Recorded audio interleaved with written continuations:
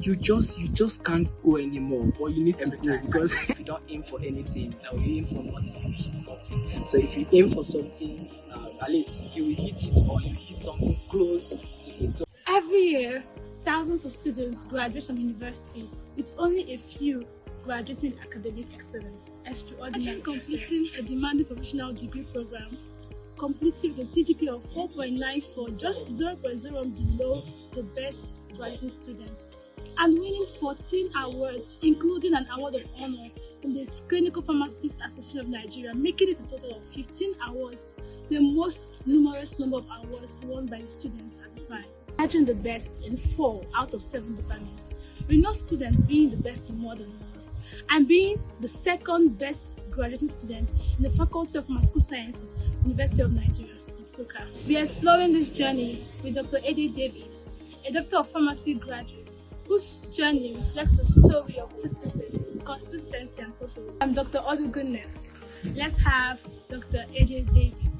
hello everyone, I'm Dr. Ede David Chibuzo, and it's great to be here. Thank you so much, Dr. Goodness. What inspired you to study pharmacy? Alright, initially I did not have any plan to study pharmacy, basically. So while I was finishing my secondary school education, I had been thinking about what exactly I was supposed to study. So for earlier in life, I had learned already that before anybody comes down to the earth, there's always a purpose for which the person is born into the earth. And I had asked the person who created me, which is God, I'm a Christian, so I asked him a number of times, what exactly do you want me to study that is in alignment with your purpose? But clearly I wasn't really getting any answer at the time. So but nevertheless, I was making progress.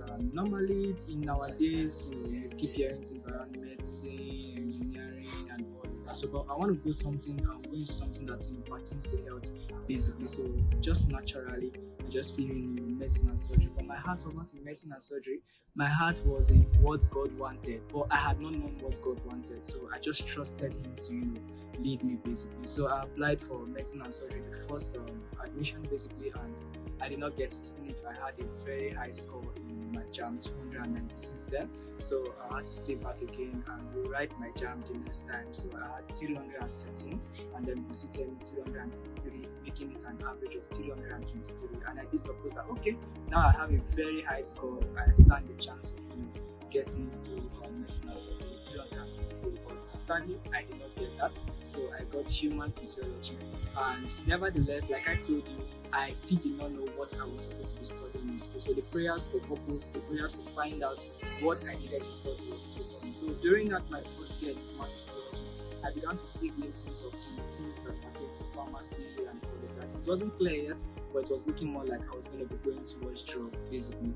And I had to make my research, and from my research I found out that one of the very good places to want to study pharmacy happens to be the University of Benin. But nevertheless, when I heard God very clearly on that, I asked Him, where do you want me to study pharmacy? And He said I should do it in the Faculty of Pharmaceutical Sciences, University of Nigeria, Nsukka. So the inspiration is from God. Thank you. He mentioned that the inspiration for this journey has always been God, and I love that. I really love that. So now to the next question. What was your first year in university? Alright, so my first year in university was actually interesting because I've been in campus before. So I did my first year in human physiology before I changed into pharmacy. So first thing first, arriving on campus, I was introduced to church and fellowship. It's my third year. It's an amazing experience for me. First day I stepped in here. Mrs. Sarah was blessed with to that church. So I already had a strong foundation to build my Christian life. It was very important as me. Then looking at the fact that we have a lot of practicals and normal practicals and timing for my lectures would not allow for me to be present in Bible study. I had to also join another fellowship where I can be getting the word of God as like in the form of Bible study, and that happens to be River Life Campus Fellowship. So those things were very important because of the life I choose to live on campus. I am a Christian and nothing changes it. That is what I want to do. basically. So, but that same period, it wasn't really funny for me because I mean, you are not in the course you want to, you applied for, you are jam, and at the same time, you don't even know what you are supposed to be studying in the first place. So, for me, I was just, trying to get by, studying my books. I've built a reading culture from my secondary school, so I just focus, study my book, and just keep building. Relating with people was not on a very, it wasn't so much like that, basically. So, but when we approached the second semester, I did met two persons, Mr. Samuel. We usually call him Daddy Sam. He was a one-time director of welfare in UNEC, and I also met another brother, basically. We call him Sir Victor, basically. So I interacted with them and also got to understand their perspective about life. So that period for me was a formative period, and it prepared me for the journey I eventually had to go through in the campus. So meeting them helped me to also grow my spiritual life, basically. And it was during that second semester period that is when it became clear to me that I was going to be studying pharmacy. But in that period, I never joked with my academics. I read as much as I needed, and to the glory of God, it yielded the required results. That is so beautiful to hear. So I want to ask, you mentioned that first year set the place for you, set the foundation for whatever you are doing. Can you tell us, like I said, first students coming to school, what was the 1, 2, 3 things you done that set the place for you? So fun.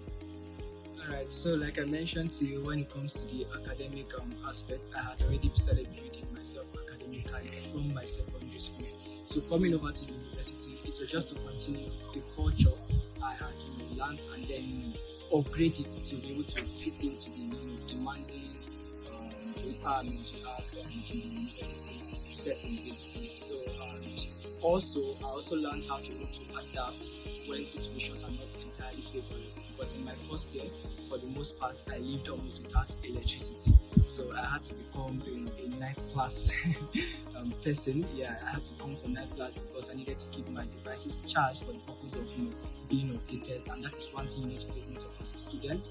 You must be online so that you don't miss tests, you don't miss practicals, you don't miss submissions because you are not online. So I had to do that to keep my devices charged, and in doing that, I also had to read and study my books, basically. So then the third is that I had to ensure that when it comes to my spiritual life, it doesn't go down. It has to keep burning, because you're supposed to be light to the world, and in a bit to do that, you have to ensure that you are among the brethren, and you're also ensuring that your personal devotion is up and running, basically.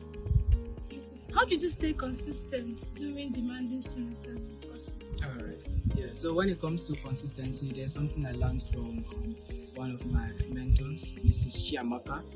Annette, she taught us how that long-term consistency beats short-term intensity. So consistency happens to be king when it comes to achieving whatever goal you want to achieve. And then for me to be able to stay consistent is because of what I had already set for myself. A man said that if you aim for nothing, you will hit it 100% every time. I mean, if you don't aim for anything, now you aim for nothing, you hit nothing. So if you aim for something, at least you will hit it, or you hit something close to it. So myself, I already have a goal. I want to be the best I can be, not necessarily in comparison with people, but in comparison with what I am capable of achieving. I wanted to ensure that in anything I'm going to be doing, I was going to be excellent in it. And whether I'm weak, I'm tired, I am losing strength, and I don't even feel motivated anymore, I have to do this because this is what I am there for. So that's setting of goal for myself, setting a target for myself, helped me such that in the times of weaknesses, in the time of too much demands, excess demands, basically, I am able to keep at my goal with that. And then another thing again I had to do was to set up systems and structures to be able to achieve my goal, because it's one thing to know what you want, it's another thing to know what to do for you to get what you want. So systems and structures around reading, scheduling, time management and all of that helped me to ensure that even in times of weaknesses, I still try to maintain what I had already put in place so that I can be able to hit my goal regardless of the demands that are placed on me. That is it. I see a lot of focus and definition here. You mentioned systems and all of that. But then were there points during during this journey that you doubted yourself? Were there points you doubted yourself? How did you push through? Right, so basically, I did not doubt myself at any point. Yeah, because I understand that in life, they say tough times don't last, but tough people do. So when the going gets tough, the tough gets going. So every situation, every season comes with its own, demands. Myself, I have to adapt. I have to, put on tough skin to, face the situation head on and get what I want to get done. They say take the bull by the horn. That is the way I function. So I remember when I was in second year in pharmacy, entering into my first professional year in pharmacy, we had a lot of materials.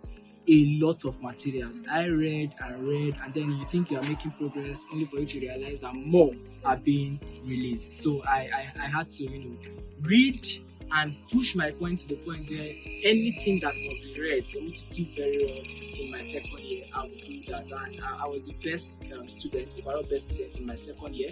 When I finished second year, that was where I knew that there was nothing you were going to bring to me that was going to be a challenge too strong for me to beat. So if you like, bring a textbook and say this is one topic in the course. There's no problem. You will study it. Bring a full material and say this is what we are going to be doing for the whole of the semester. Whatever you want to bring, I'm going to be able to hit it. So myself, I have this determination that irrespective of whatever situation I find myself, I must find a way to get it done. And they say when there is a will, there is a way. It's interesting to know that you are not just involved in academic activities.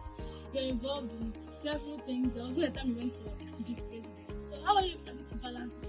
Alright, so before I talk about the balance, I need to help everybody listening to me understand what exactly led me into the extracurricular activity aspect. So basically, when I got to my second year, I had to sit down and decide which part of life I want to work in. So as a male, I considered it important for me to ensure that I develop myself personally. It's called personal development, it's called self-development, and build myself for the future I wanted to live in, basically. So I told myself very clearly that I am not just going to do only academics. I was going to ensure that I involve myself in other activities that are going to develop other aspects of my life. That was where it all began from. But I used to be a victim of procrastination. I'm still dealing with it, yes, but to a large extent I have dealt with it. I used to have a problem with working with time, and understand that whatever you want to fulfill, everybody has 24 hours a day. The rich and the poor has 24 hours. The successful and the unsuccessful has 24 hours. The excellent and the average has 24 hours. So the difference many times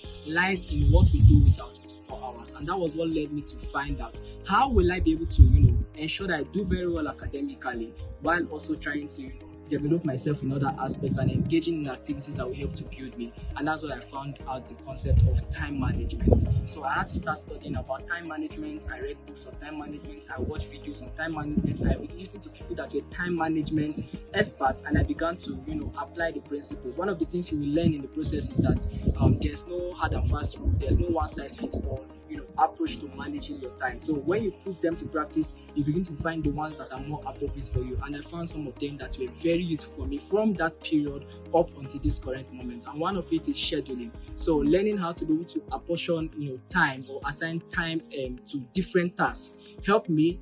It also, relates with time blocking basically. So from this time to this time, I'm supposed to be doing this. This time to this time, I'm supposed to be doing that. I also learned about how to, work with the to-do list, so I can be able to plan my day, plan my week before it begins. It helps me to stay on track and avoid distractions. I also learned about prioritization. It's called Eisenhower's matrix, what is also called a priority matrix. It helped me to be able to prioritize things in terms of importance and urgency basically. So these techniques are the things I began to incorporate and use these things to balance these different activities, so that while I'm yet excelling here, this part is not lacking. It was a stretching season for me, but it was actually worth it at the end. You mentioned time management, you mentioned so many things. Was there a time you experienced burnout? Yes, I experienced burnout at different points in my journey. Because this is the human body. Even a machine will break down at some point. So I experienced burnout at different times of my journey, and I already learned from people that have gone ahead of me that burnout is a part of the process. Burnout is a part of the process, but what you do helps to get you resuscitated, helps to get you in order again for you to make progress. So for myself, whenever I reach that point where it's like a lot of things are just happening and I need to withdraw a bit, what I usually would do is to go to sleep. So I just keep my devices, I can put them on silence, basically avoid anything social media, and just go and relax so that my body can reset.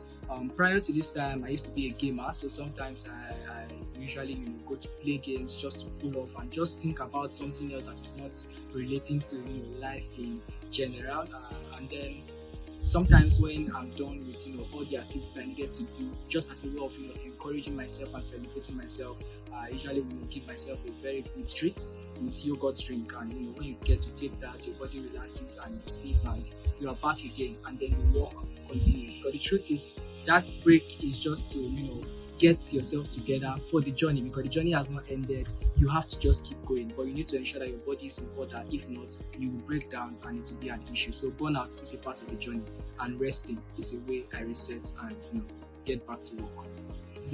Sometimes people see the achievements, but they don't realize that there are some things done behind the scenes. Can you share with us some sacrifices you had to take? Alright, so I'll begin with a quote by Brian Tracy. Brian Tracy said, "Success is predictable." At some point in my life, I did study speed reading by Coach Harry Owanaba, yeah, that's his name. So he added something to that quote, and he said, "If you do what successful people do, you will become successful, and if you do more, you will be more successful." So for myself, getting to have these achievements came with its own level of sacrifice. If you pay the price, you get the price. Even the scripture said that he that striveth for the mastery is temperate, is self-controlled in all things. So I begin with self-control. Yeah, because the reality is that your body likes comfort, my body likes comfort, everybody likes comfort. Who wants to stress his or herself? Of course, nobody wants to do that. So, but I told you initially that I set goals, I have targets, I have what I want to achieve, I have what I want to get, my life involved with, that kind of stuff. So it involves that, or it entails that I have to pay the price needed for me to, achieve such goals, and that involves, cutting down on frivolities. Basically, so my time with friends, my time with people, I have to regulate it so that it will be meaningful. Somewhat, I don't waste time just moving up and down without any aim. It's also for myself, my sleep also was affected basically, because many times you are in school from morning till evening, and then you get back, you are tired, but you need to get your goals. You have to achieve them, because setting goals do not change anything. Achieving them is what changes things. So sometimes you're just left with the night to make plans and execute basically. So for myself, my night time happens to be like one of my very strong productive times. So while we are yet productive in the daytime, the night also helps me to be able to plan, get what I need to get done, and also make progress for the next day. So there were sleepless nights. Yes, there were sleepless nights. There were times where you just can't go anymore, but you need to go because because your decision to give up is you just messing up your goal basically. So there are times where I cried. Yeah, people may not know that I cried trying to make progress. It was not convenient for my body. I just cry, and while crying, I am still making progress.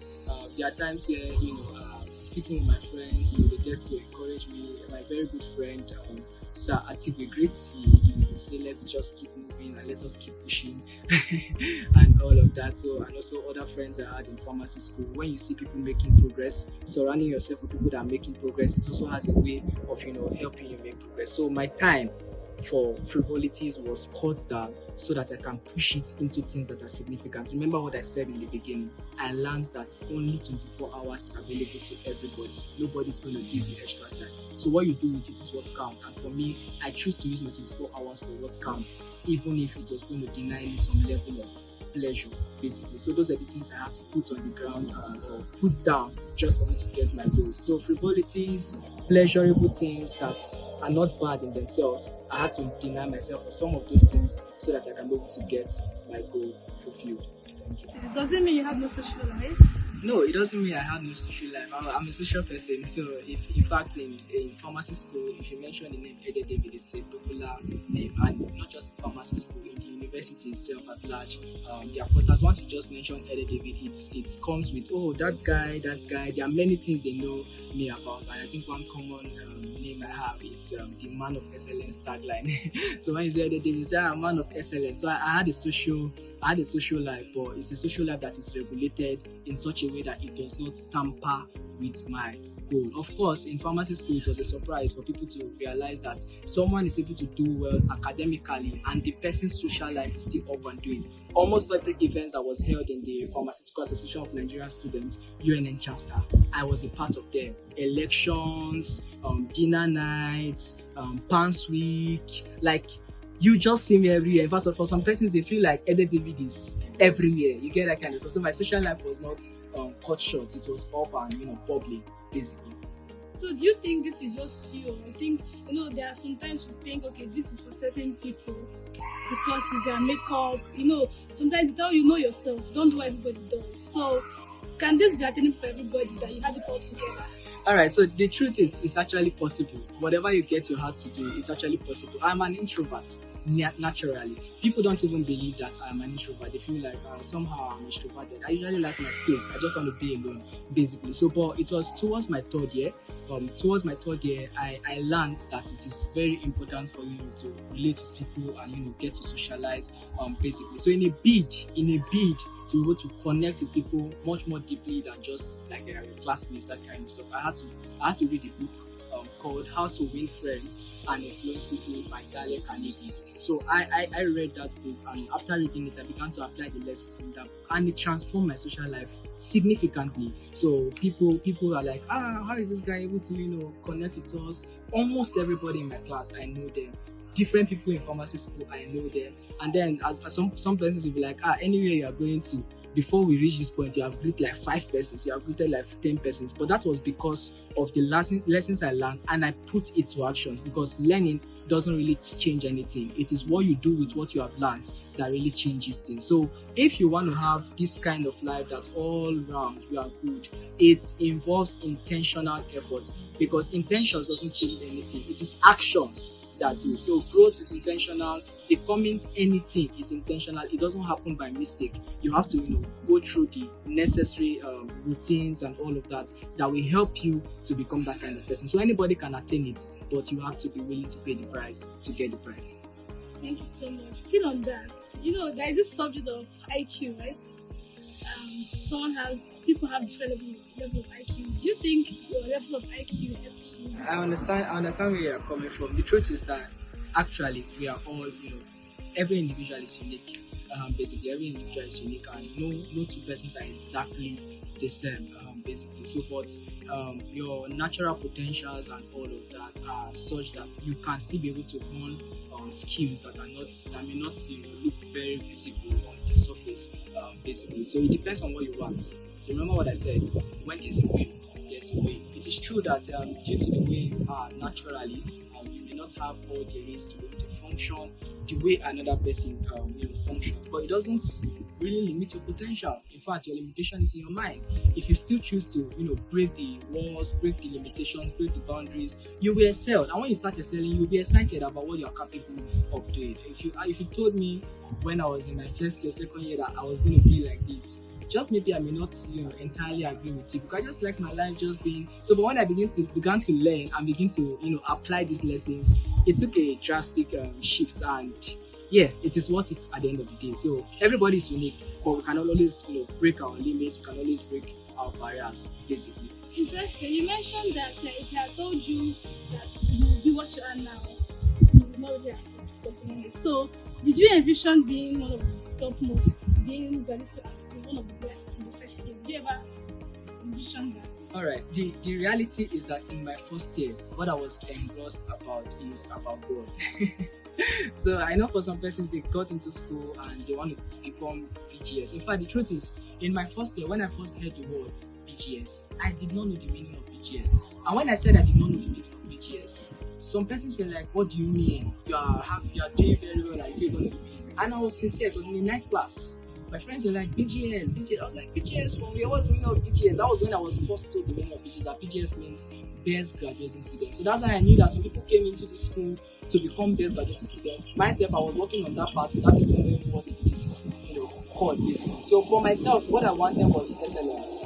I wanted to live a life that is above the average, and it entails the effort and the discipline. But I did not want to live a life where I'm necessarily trying to compete with people, or trying to how do I put it now? Trying to compare myself with persons. I want to be the best version of myself. So I did not come here to try to compete with people and all. I want to just be the best version of myself. And I told myself in my second year that if the best version of myself gets me to become the best graduate student, fine. But if not, let it be that I give that attention to my studies, and I'm able to come out with something that reflects my kind of person. So in my first year, what I was engrossed about was to find out what God is saying about my purpose. What do you want me to study? So when I got the answer in my first year, second semester in human physiology, and that was when I switched or changed into pharmacy. And when I got into pharmacy in my second year in pharmacy, that was when I said, all right, so we are giving our best to academics, but we're also training developing other aspects of our life. And the key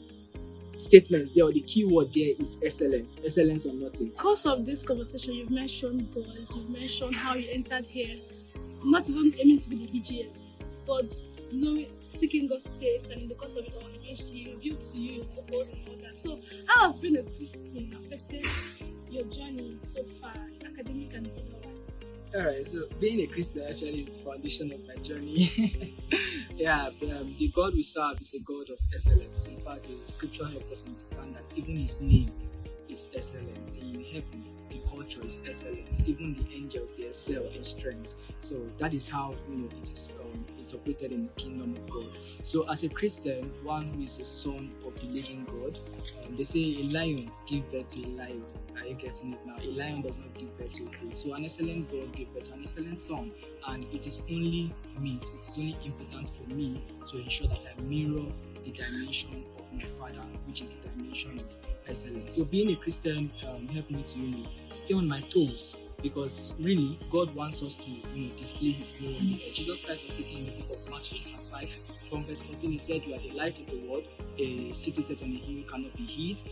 And then he talked about how that if people light a candle, they don't put it under a bushel, they put it on the candlestick, so we give light to all that is in the heart. And then in verse 16, he now said, "Let your light so shine before men, that men may see your good works and glorify your Father which is in heaven." So we have a responsibility to let our light shine before men. That responsibility comes with a whole lot. So you need to ensure that when it comes to academics, you are up and doing. When it comes to relating with people, you are up and doing. When it comes to whatever, being in fellowship, relating with the brethren and all of that, you need to be up and doing basically. Now the Christian life is that what is being a Christian? What does it entail? It actually entails living out a life of Christ. It's more like people should see you and they should be able to see life Christ manifesting through you.